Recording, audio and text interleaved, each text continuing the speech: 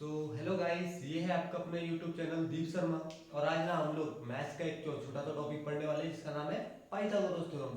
अच्छा, ये जो पाइथागोरस थ्योरम ना 7th class, 8th class, 9th class, 10th class generally in सभी क्लासेस में सीखना बहुत ज़्यादा मस्ट है, क्योंकि इसके क्वेश्चंस आते हैं ना, कॉम्पिटेटिव एग्जाम्स में भी आते हैं।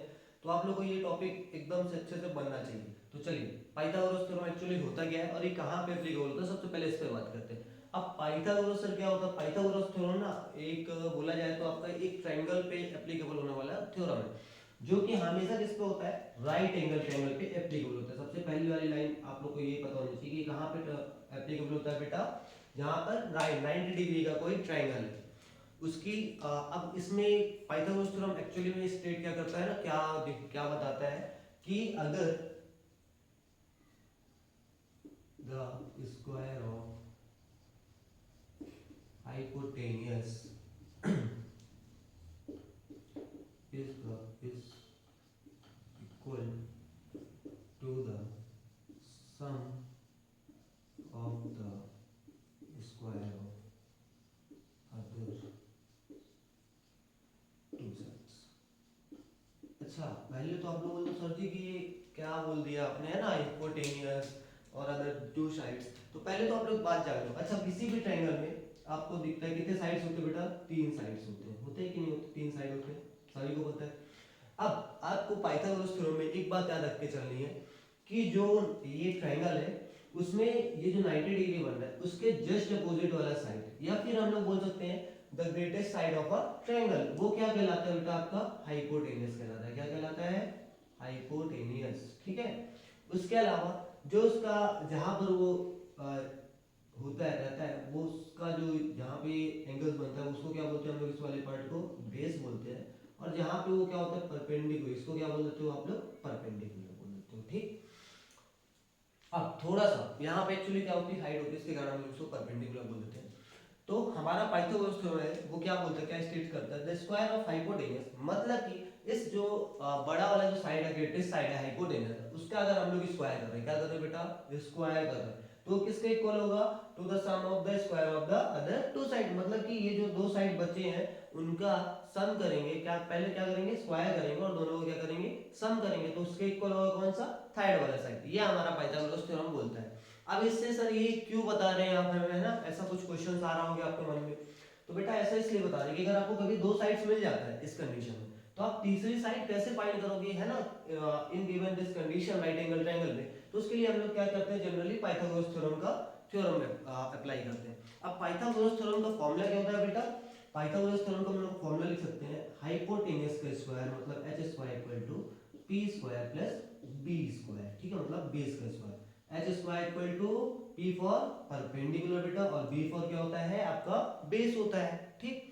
अब ये आपके पास फॉर्मूला है, यहाँ से आप लोग इंटरचेंज करके परपेंडिकुलर की वैल्यू निकालनी है तो परपेंडिकुलर निकाल सकते हो, बेस की निकालनी है तो बेस की निकाल सकते हो।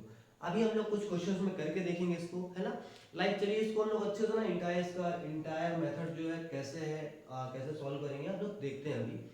तो यहाँ पे एक आपको 90 डिग्री का एक राइट एंगल दिख रहा है। यहाँ पे हम लोग इसको नेमिंग कर देते हैं ए बी और ये है सी आपका। ठीक।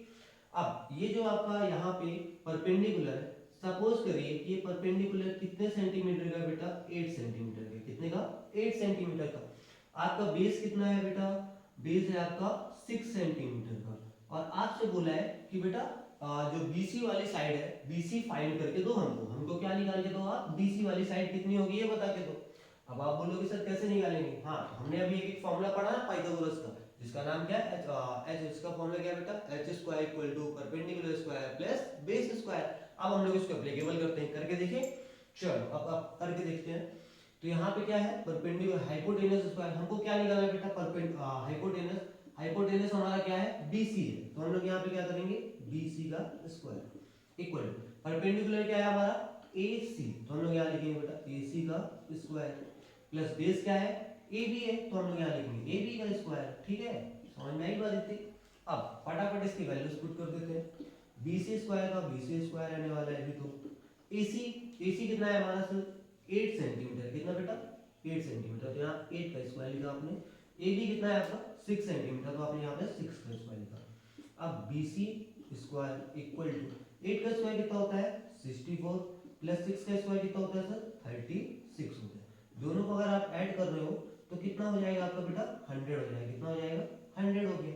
अब यहाँ से आप लोग थोड़ा सा आगे जाओगे तो आप लोग एक चीज देखिए, जो BC स्क्वायर है 100 किसका स्क्वायर होता है बेटा, आपने स्क्वायर चैप्टर में पढ़ा होगा, square chapter and cube root वाले चैप्टर में पढ़ा होगा कि स्क्वायर किसका स्क्वायर 100 किसका स्क्वायर होता है बेटा 110 का स्क्वायर होता है।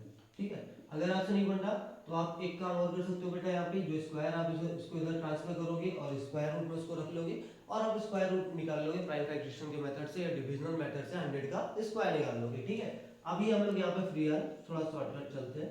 तो BC स्क्वायर दोनों के पास स्क्वायर है बेटा, तो BC और स्क्वायर क्या हो गया आपका कैंसिल हो गया, जिसके बाद आपका BC कितना बचा 10 सेंटीमीटर। ठीक, तो आपने फाइंड कर लिया बेटा BC, आपने कितना फाइंड कर लिया 10 सेंटीमीटर। मतलब आपको with the help of Pythagoras theorem बेटा आपने थर्ड साइड आपने फाइंड कर ली। तो ये तो हो गया हमारा फर्स्ट कंडीशन, बात समझ में आई थी।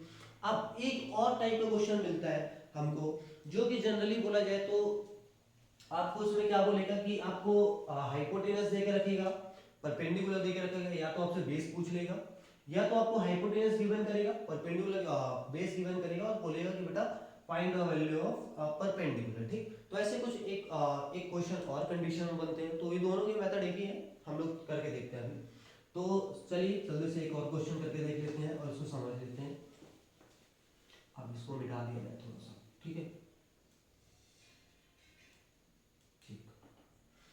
तो चलिए दूसरा क्वेश्चन लेते हैं। अब मान लो बेटा आपका जो हाइपोटेनस है वो कितना है इस बार 41, कितना है 41 सेंटीमीटर है। आपका इस बार बेटा बेस या फिर कुछ भी बोल लो आप, है ना, मान लो बेस कितना है बेटा आपका 9 सेंटीमीटर है। और आपसे बोला क्या बेटा जल्दी से परपेंडिकुलर हमको निकाल के दो। क्या निकाल के देना है आपको परपेंडिकुलर। सर फॉर्मूला तो वही है हमारे पास, पाइथागोरस से लगा दें नहीं यार, पहले क्या करेंगे थोड़ा सा फॉर्मूला को हम लोग सिंपल वे में लाएंगे। हमको क्या निकालना है बेटा परपेंडिकुलर निकालना है, तो हम लोग परपेंडिकुलर के लिए क्या करेंगे, परपेंडिकुलर के लिए देखो जो बेस है आपका इसको हम लोग थोड़ा सा ट्रांसपोजिंग कर दें ना, इक्वल टू किधर कर दें, तो क्या हो जाएगा देखो p स्क्वायर इक्वल टू क्या हो जाएगा आपका बेस इधर जाएगा, तो h स्क्वायर में माइनस हो जाएगा क्या बेस स्क्वायर। क्लियर, तो ये आपका एक नया फॉर्मूला बन गया यहाँ से, है ना। अब हम लोग इसकी वैल्यूज पुट कर देते हैं। हमारे पास कितना p कितना है परपेंडिकुलर, तो हमको क्या करना है निकालना है। h कितना है हाइपोटेनस कितना है इस बार 41 है, तो 41 का स्क्वायर माइनस बेस कितना है, बेस है हमारे पास 9 का स्क्वायर, पुट कर दिया।